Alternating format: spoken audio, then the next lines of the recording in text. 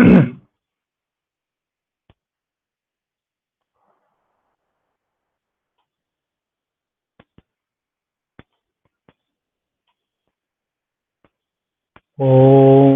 भूर्भुवः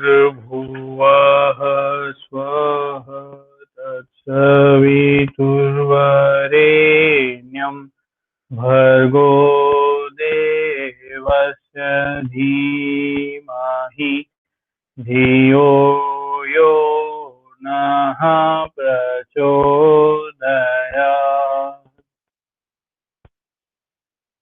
दूसरे यूनिट का प्रथम टॉपिक है types of personality according to Bhagavad Gita.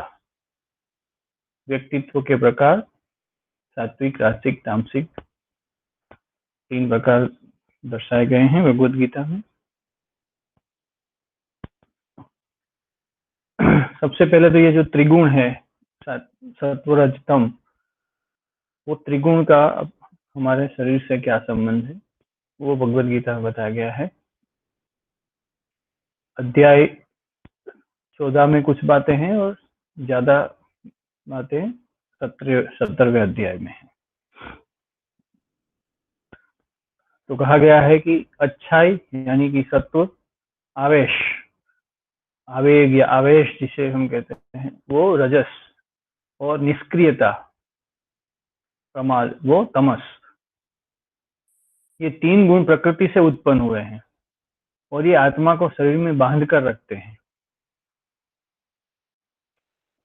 शरीर में आत्मा को बांध कर रखने का क्या मतलब हुआ कि हमारे अंदर सत्व, रज, तम तीनों गुण होने के कारण आत्मा के साथ जो मन जुड़ जाता है तो मन में ये सत्व, रज, तम तीनों गुण होते हैं, तो वो बांध के रखते हैं शरीर में।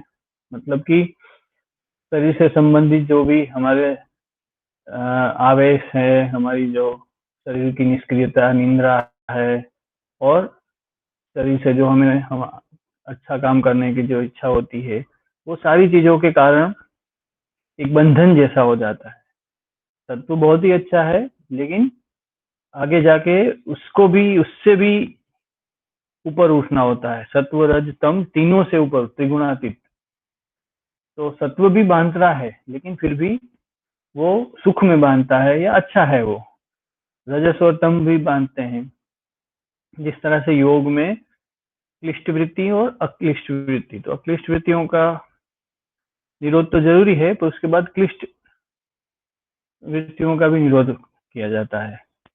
तो इस तरह से यहाँ भी पहले सत्व को बढ़ाया जाता है, फिर सत्व से भी परे होने से व्यक्ति कहते हैं कि उसे मोक्ष मिल जाता है। गुणों का कार्य। आत्मा को जन्म और मरण के चक्र में फंसा हुआ प्रतीत कराने वाली शक्ति गुणों की शक्ति है।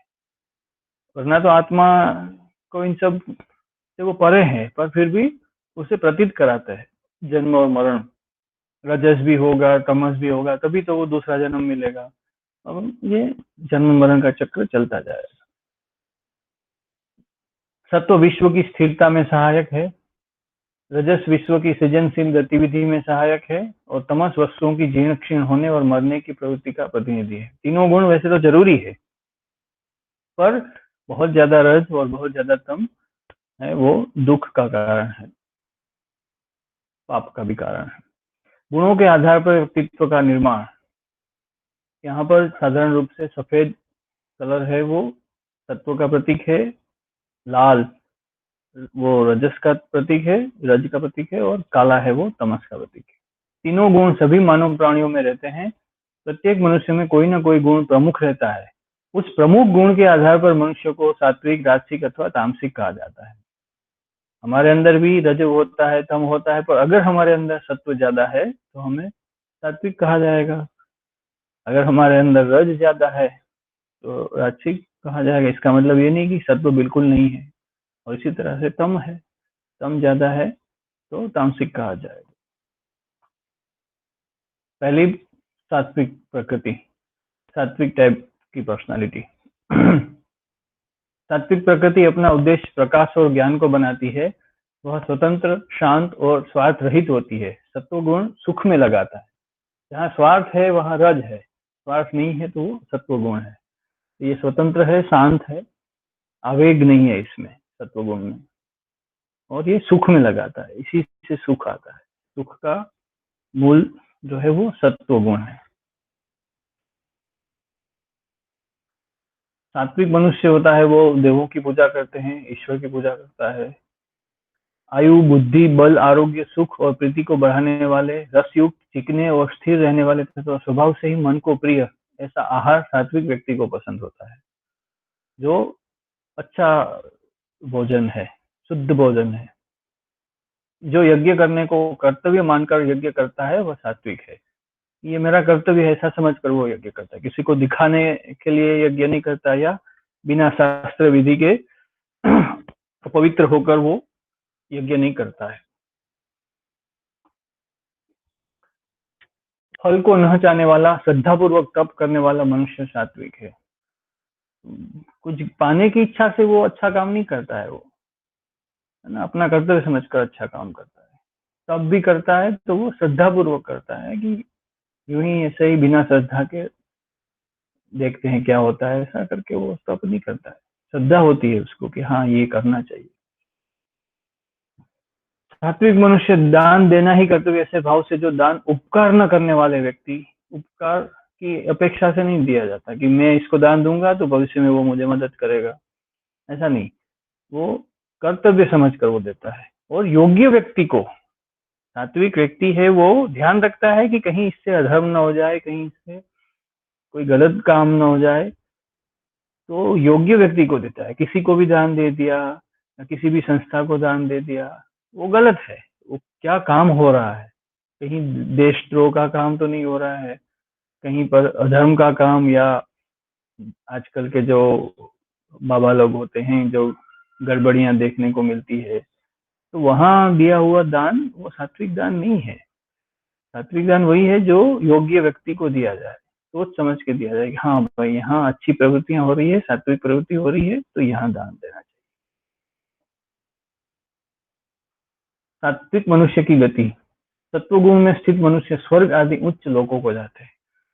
जैसा भगवत गीता में कहा गया है कि सात्विक व्यक्ति होते हैं वो मनुष्य लोक में या मनुष्य योनि में नहीं रहते हैं, वो स्वर्ग आदि लोकों में जाते हैं। ऐसा कहता है कि जितनी सात्विकता है उतने समय तक स्वर्ग लोक में रहने को मिलता है। अब दूसरी है राजसिक प्रकृति। राजसिक प्रकृति अशांत और बाह्य वस्तुओं की लालसा से पूर्ण होती है। उसकी गतिविधियां स्वार्थ लालसा से लिप्त होती है। मैं, मुझे चाहिए, मुझे चाहिए, अपना ही स्वार्थ सोचना, मुझे किसमें फायदा होगा, वही सब सोचते रहना, अपनी ही इच्छाओं को पूर्ण करना। रजोगुण कर्मों में लगाता है। रजोगुण के बढ़ने पर लोभ बढ़ जाता है, प्रवृत्ति बढ़ जाती है, स्वार्थ बुद्धि से कर्मों का सकाम भाव से आरंभ होता है।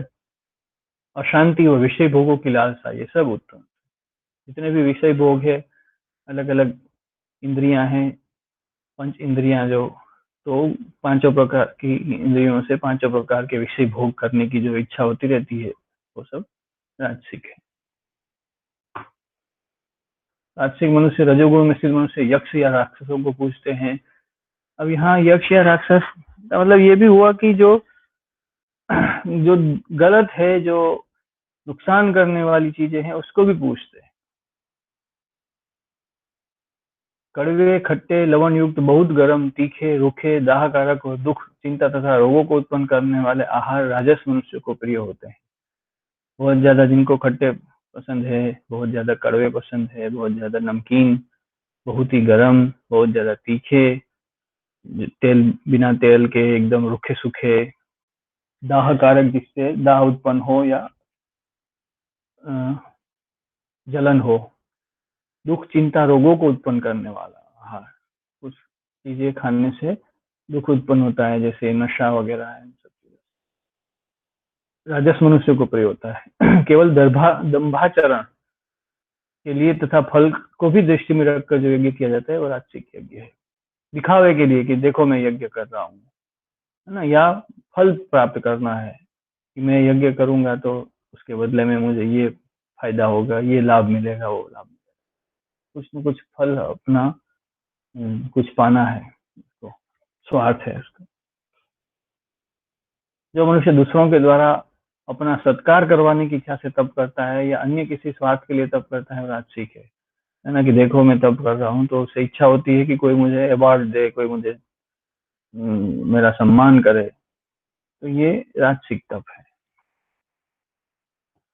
राजसिक मनुष्य है जो दान क्लेश पूर्वक या प्रत्युपकार के प्रयोजन से फल को दृष्टि में रखकर दिया जाता है, वह दान राजस कहा जाता है, कि मैं आज इसको दान दूंगा तो वो कल मुझे मदद करेगा।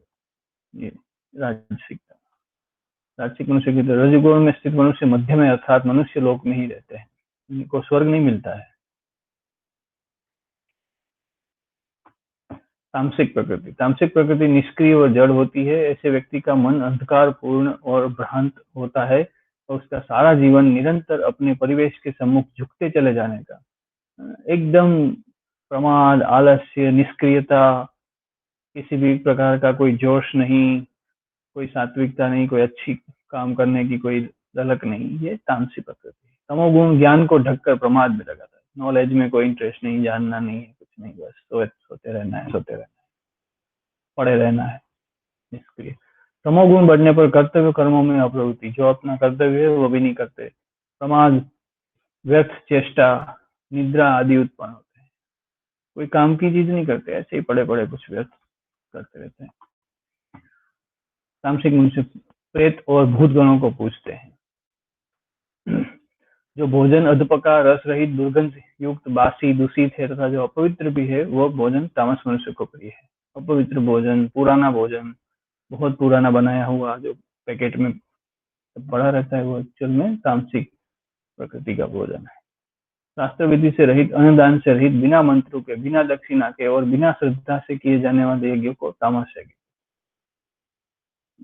प्रॉपर होना चाहिए, व्यवस्थित होना चाहिए, इसके बदले कोई शास्त्र विधि का उपयोग नहीं करता। अनुदान जरूर होना चाहिए यज्ञ में, लेकिन वो भी नहीं होता है। कोई मंत्र मंत्र नहीं पढ़ते उसमें, किसी को कोई दक्षिणा नहीं देते हैं और श्रद्धा भी नहीं होती है, बस यही कर लेते हैं, तो वो तामस यज्ञ है। जो मनुष्य मूर्खता पूर्वक हट से मन, वाणी और शरीर की पीड़ा के सहित अथवा दूसरे का अनिष्ट करने के लिए तप करता है तामस। एक तो दूसरे का अनिष्ट, कि मैं अगर तप करूंगा तो जो शक्ति मिलेगी उससे मैं इसको मारूंगा या इसको नुकसान पहुंचाऊंगा, वो भी तमस है। और मूढ़ता पूर्वक कि भाई करना ही है, बस जो भी हो भाई, शास्त्र में मना किया है नहीं तो भी करना है, या इस तरह का इससे कोई फायदा नहीं है, शरीर को ही नुकसान है तो भी करना है, इस तरह से बिना सोचे समझे करते हैं, वो तमस प्रकार का तप है। मतलब राजसिक लोग भी तप करते हैं, तामसिक लोग भी तप करते हैं, राजसिक लोग भी यज्ञ करते हैं, तामसिक लोग भी यज्ञ करते हैं, पर असली यज्ञ और तप केवल सात्विक लोग करते हैं। तामसिक मनुष्य जो दान बिना सत्कार के अथवा तिरस्कार पूर्वक कुपात्र के प्रति दिया जाता है, वो दान तामस कहा जाता है। कुपात्र अगर देंगे तो वो तामस है ना, कि भाई आपने कुछ देखा ही नहीं और वास्तव में वो कुपात्र था, आपने इसको दान दे दिया जो दारू पिएगा, कुछ गड़बड़ करेगा, भ्रष्टाचार में पैसा यूज होगा, आतंकवाद में पैसा यूज होगा, तो इस तरह का तामस दान है, आपको सोच समझ के देना चाहिए। और व्यक्ति को सत्कार नहीं, अपमान करके उसको दे दिया जाता है।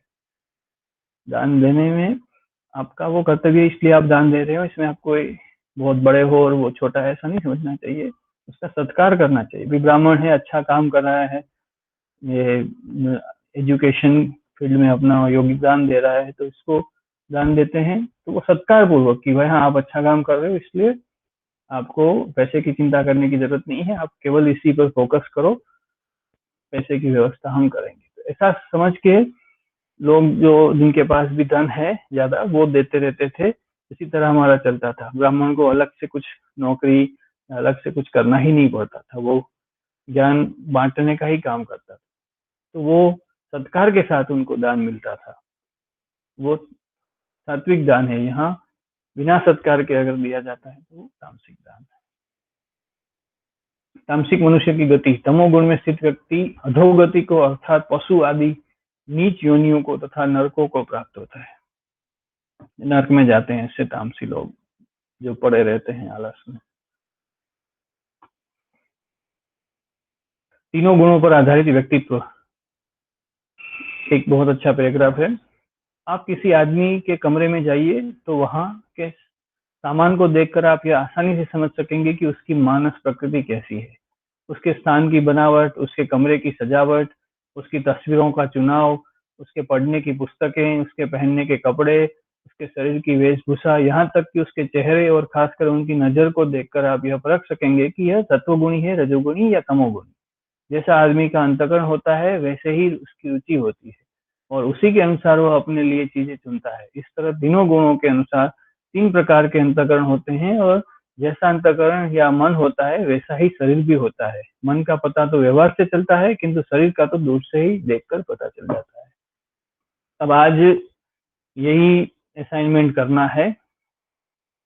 जो प्रश्न पूछे जाएंगे गूगल फॉर्म में उसमें कि क्या लगता है आपको सात्विक व्यक्ति किस तरह की पुस्तकें पढ़ता होगा, राजसिक किस तरह की पढ़ता होगा, तामसिक व्यक्ति किस तरह का पढ़ता होगा, तस्वीरों की चुनाव में तीनों में क्या अंतर रहेगा, कपड़े में क्या अंतर रहेगा, इन सब चीजों के प्रश्नों के जवाब देने हैं। तो यही है सत्व रज और तम के आधारित भगवत गीता में व्यक्तित्व। ओम देव शांति अंतरिक्षगुम शांति पृथ्वी शांतिरापः शांतिरोषधयः शांति वनस्पतयः शांतिर्विश्वे देवा शांति ब्रह्म शांति।